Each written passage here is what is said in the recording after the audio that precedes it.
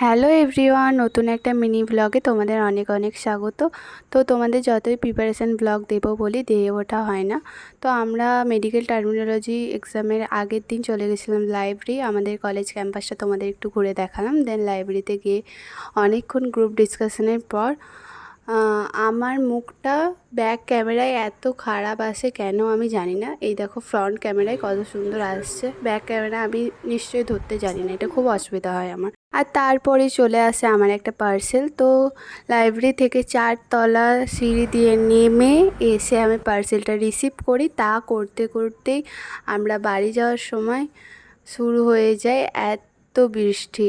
1.5 ঘন্টা আমরা ওয়েট করছিলাম বৃষ্টিতে। আমার ভিজতে খুবই মজা লাগে, কিন্তু পরের দিন ছিল এক্সাম, যদি জ্বর আসে। আর এমনিতেও আগের দিন খুবই জ্বর ছিল আমার। আর বর্ষার তো শরীরটা খারাপ ছিলই, তাও আমি বৃষ্টিতে ভিজতে একদমই ছাড়ি না। তো তোমাদের কাদের কাদের বৃষ্টিতে ভিজতে মজা লাগে আমাকে একটু কমেন্টে জানিও। এই ব্লগটা আমার মা দেখলে তো আমি খুবই বকা খাবো আমি জানি, তাও রিস্ক নিয়ে ব্লগটা তো আপলোড করতেই হবে তোমাদের জন্য। আর এখানে ইনি ভিডিও বানাচ্ছেন আর আমি তো ডিস্টার্ব করা একদমই ছাড়বো না। তো বাড়ি আসার সময় 1.5 ঘন্টা আমরা ওয়েট করেছিলাম বৃষ্টি থামার জন্য। কী করবো বলো, কিন্তু ভিজে ভিজে শেষমেশ আসতে হলো, তিনজনের কাছেই ছাতা নেই। তো আসার সময় নেওয়া হয়েছিল বিরিয়ানি।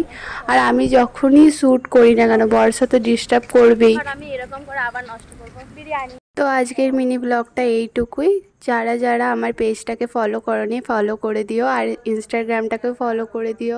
আর ইউটিউব চ্যানেল তো তোমরা সবাই জানো, তো ইউটিউব চ্যানেল থেকে দেখলে সাবস্ক্রাইব করতে একদমই ভুলো না। তো আজকের মতো এইটুকুই, টাটা।